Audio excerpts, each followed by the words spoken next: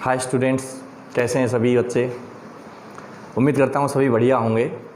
और आज सबसे पहले ख़ास बात यह है कि राजस्थान अजमेर बोर्ड का और विज्ञान वर्ग का रिजल्ट आ चुका है और मैं उन सभी बच्चों को बहुत बहुत शुभकामनाएं और बधाई देना चाहूँगा जिन्होंने अच्छी उपलब्धि हासिल की है, अपने माँ बाप का नाम रोशन किया है और अपना सपना पूरा किया है। तो उन बच्चों को मेरी तरफ से हार्दिक शुभकामनाएं और मैं कामना करता हूं कि वो आगे भविष्य में ऐसे ही उपलब्धियां हासिल करते चलें। और दूसरी, जिन बच्चों के रिजल्ट में थोड़ी बहुत कमी बीसी रही है उनको किसी भी तरीक़ा से निराश नहीं होने की ज़रूरत है। ऐसा नहीं है कि अब उनको निराश हो जाना है कि भाई हमारा रिजल्ट थोड़ा गड़बड़ा गया है या फिर हम चाह रहे थे वैसा रिजल्ट नहीं है तो अब क्या करेंगे। बहुत बच्चे सोच रहे होंगे कि हम मेडिकल करते या फिर IIT या इंजीनियरिंग वगैरह जो भी करते, लेकिन अब परसेंटेज या उनके रिजल्ट की वजह से और कहीं उनको थोड़ा बहुत मन में दिक्कत है। तो ऐसा नहीं सोचें, निराश होने की ज़रूरत बिल्कुल नहीं है और आपके पास रास्ते बहुत हैं और आपकी मंजिल एक ही है। आपका जो सपना है उसको पूरा करने के लिए बहुत रास्ते हैं। ऐसा नहीं है कि केवल विज्ञान में आपका रिजल्ट अगर आज बेस्ट आता तो ही आप कुछ आगे कर पाते। इसके पीछे आपको आगे मेहनत करनी है और मेहनत से ही आपको जो मिलेगा वो मेहनत से ही मिलेगा। तो निराश ना हो करके मेहनत करें और आपके लिए आगे के लिए शुभकामनाएं हैं। साथ ही साथ आप एक लाइन याद रखें कि जब जागो तभी सवेरा। तो आप मेहनत पे ध्यान दें बस। और इस रिज़ल्ट में ख़ास बात एक चीज़ और है कि जो हमारे छात्राएं हैं वो अव्वल रही हैं लड़कों से और लड़के पीछे रह गए हैं रिज़ल्ट के जो आंकड़े हैं उनके हिसाब से। तो जो लोग लड़कियों को थोड़ा सा पीछे करना चाहते हैं या वो ये मानते हैं कि लड़कियां ज़्यादा आगे नहीं बढ़ सकती, उनके लिए जवाब है। तो आप समझदार हैं, समझ गए होंगे कि लड़कियों को आगे बढ़ाएं, उनको पढ़ाएं और उनको अपने पैरों पर खड़ा करें। इस बात का खास ध्यान रखें। चलिए देखते हैं आगे आज का टॉपिक क्या है हमारा, और वीडियो को देखते रहिए।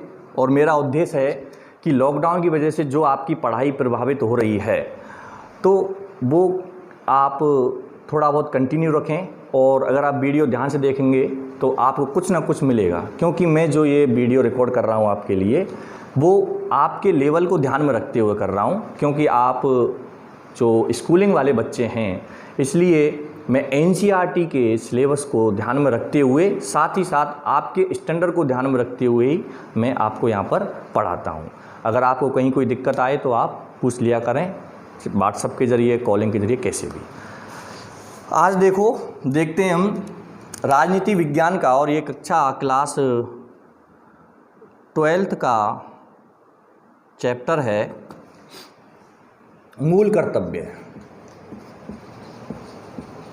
ये बहुत ही इंटरेस्टिंग टॉपिक है और वैसे राजनीति विज्ञान पूरी में आपको रुचि के साथ पढ़ना चाहिए। बहुत अच्छी सब्जेक्ट है ये। इसमें आपको केवल बहुत अच्छे तरीके से समझना है, बाकी इसमें ज़्यादा दिमाग लगाने की आवश्यकता नहीं है। बहुत अच्छा है और आपके व्यवहार में चलता रहता है। तो मूल कर्तव्य के पीछे पहले आप एक स्टोरी सुन लीजिए, छोटी सी है कि हमारा जब संविधान बनाया था, हमारे संविधान निर्माताओं ने, संविधान का मतलब होता है कि जो कुंजी है हमारे देश में कानून कायदा की, किस प्रकार से कानून हैं, क्या धाराएं हैं, कौन से अनुच्छेद हैं, ये सब एक किताब में लिखे हुए हैं और उसको हम संविधान कहते हैं। ठीक है, बस इतनी सी बात है। तो जो संविधान, जो वो किताब, जो कायदा कानून की जो किताब तैयार करी थी हमारे संविधान निर्माताओं ने, उस समय मूल कर्तव्य की कोई चर्चा नहीं थी। और हमारा संविधान, जैसा कि आपको पता है, 1950 में कंप्लीट हो गया था। तो उस समय तक मूल कर्तव्य नहीं थे। तो आपके सामने पहली लाइन ये निकल के आई कि मूल संविधान में, जिस समय संविधान लागू हुआ था उस संविधान में मूल कर्तव्य नहीं थे।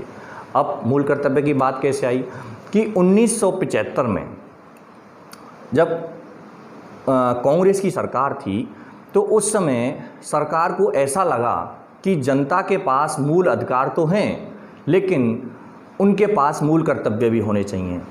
तो इस आवश्यकता को ध्यान में रखते हुए और उन्होंने एक कमेटी बनाई थी और उस कमेटी का अध्यक्ष बनाया था सरदार स्वर्ण सिंह को। इसलिए उस कमेटी का नाम पड़ गया स्वर्ण सिंह कमेटी या स्वर्ण सिंह समिति। और उनसे कहा गया भाई आज के टाइम में जो तुम्हें लगता है कि ये मूल कर्तव्य होने चाहिए उनका आप हमें सुझाव दीजिए। तो उस कमेटी ने 1976 में और 8 मूल कर्तव्य का सुझाव दिया, ठीक है।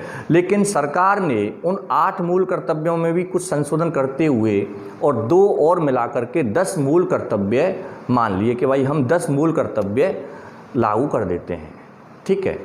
अब बात आती है कि इनको लागू कैसे किया गया कि संविधान में जो हमारे पास किताब है, जो हमारी एक कानून की पुस्तक है, उसमें हमें उनको जोड़ना है। तो इसको कहते हैं संशोधन। संशोधन का मतलब है कि संविधान संशोधन किया जाता है जब भी संविधान में कोई नई चीज़ जोड़ी जाए या पुरानी चीज़ हटाई जाए या उसमें बदलाव किया जाए तो उसको संशोधन कहते हैं। एग्जाम्पल जैसे कि आपने अपना पढ़ने का समय निर्धारित किया कि भाई सोमवार को मैं इंग्लिश पढ़ूंगा 2 घंटे, मंगल को सोशोलॉजी या सामाजिक विज्ञान या फिर ज्योग्राफी पढ़ूंगा 2 घंटे, और नेक्स्ट बुधवार को मैं मैथ पढ़ूंगा या जो भी है। लेकिन आपने उसमें संशोधन कर लिया कि नहीं मुझे 2 घंटे नहीं 3-3 घंटे पढ़ना है, तो इसको कहते हैं संशोधन। तो संविधान में संशोधन किया गया और वो संविधान में संशोधन करके तो संशोधन का नाम भी दिया जाता है। तो वो 42वां संशोधन था। इसका मतलब है कि उससे पहले 42 संशोधन हो चुके थे, 41, तो 42 में संशोधन करके और संविधान में अनुच्छेद 51A के माध्यम से मूल कर्तव्य जोड़ दिए गए। बस ये कहानी थी आपके सामने। अब उस समय 10 मूल कर्तव्य जोड़े गए थे, ठीक है। लेकिन बाद में एक और मूल कर्तव्य जोड़ा गया जो हमें बाद में महसूस हुआ 2002 में जोड़ा गया है, और उसमें भी वो संशोधन हुआ और वो 86वें संशोधन के माध्यम से एक नया और मूल कर्तव्य जोड़ा गया। तो इस प्रकार से 11 टोटल आज की डेट में हमारे पास मूल कर्तव्य हैं। आदमी के पास में मूल कर्तव्य 11 हैं, पहले 10 थे, और जब मूल संविधान लागू हुआ था उस समय एक भी नहीं था। क्लियर है? इस पे देखते हैं, देखिए कि मूल संविधान में एक भी कर्तव्य नहीं था, ठीक है। एक भी कर्तव्य नहीं था, मैंने बताया है।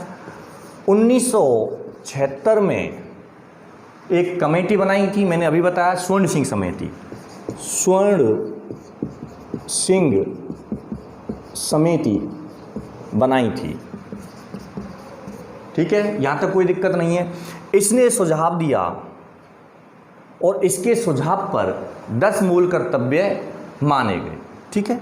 तो ये 2 चीज़ तो मेन चीज़ है, इनको ध्यान रखिए। अब इसके बाद में इसमें देखते हैं कि 10 मूल कर्तव्य जोड़े गए, 10 मूल कर्तव्य संविधान में जोड़े गए। देखो समझिए, 10 मूल कर्तव्य जोड़े गए थे इनकी सिफारिश के आधार पर जो नागरिकों के लिए ज़रूरी थे, और वो जोड़े गए थे 10 मूल कर्तव्य 42वें संशोधन से। संशोधन में बता चुका हूँ कि संशोधन क्या होता है। संविधान में संशोधन किया यानी बदलाव किया और उसमें नए जोड़े, और उसका नाम 51A रखा। 51A का मतलब 51 अनुच्छेद ऑलरेडी था, इसलिए 51A रख दिया गया, जैसे ABCD ऐसे। तो अनुच्छेद 51A जोड़ दिया गया और इसके अंदर क्या थे, 10 मूल कर्तव्य थे, ठीक है। ये चीज़ आपको समझने की है आपके स्टैंडर्ड के हिसाब से। अब चौथी एक चीज़ और देख लो, 2002 में 86वें संशोधन किया गया, 86वां संशोधन हुआ और एक और जोड़ दिया गया, एक मूल कर्तव्य और जोड़ दिया गया। वो था शिक्षा से संबंधित। किससे था? शिक्षा से संबंधित, मैं बताऊंगा अभी। तो ये मेन चीज़ें थी। एक चीज़ और देख लीजिए इसमें कि मूल कर्तव्य का जो विचार आया हमारे दिमाग में, हमारे उस समय के सरकार के में, तो ये कहाँ से लिया गया था? ये लिया गया था रसिया, रूस से। ये आपको खास बात ध्यान रखनी है कि मूल संविधान में एक भी कर्तव्य नहीं था। 1976 में एक समिति बनाई थी सरकार ने, स्वर्ण सिंह समिति, और उसके माध्यम से 10 मूल कर्तव्य जोड़े गए थे। वो अनुच्छेद, उनका नाम दिया गया था अनुच्छेद 51A में है, और 42वां संशोधन हुआ था। उसके बाद 2002 में एक और मूल कर्तव्य जोड़ा, और वो शिक्षा का मूल कर्तव्य था कि 6 से 14 साल तक के बच्चों को पढ़ाने का मूल कर्तव्य नागरिकों का है। ये कर्तव्य जोड़ा गया 2002 में। ये कर्तव्य का आपका ये है। अब हम देखते हैं कि वो 10 और 11 मूल कर्तव्य कौन कौन से हैं। चलिए देखते हैं। वर्तमान में टोटल मूल कर्तव्य 11 हैं। तो सबसे पहले हम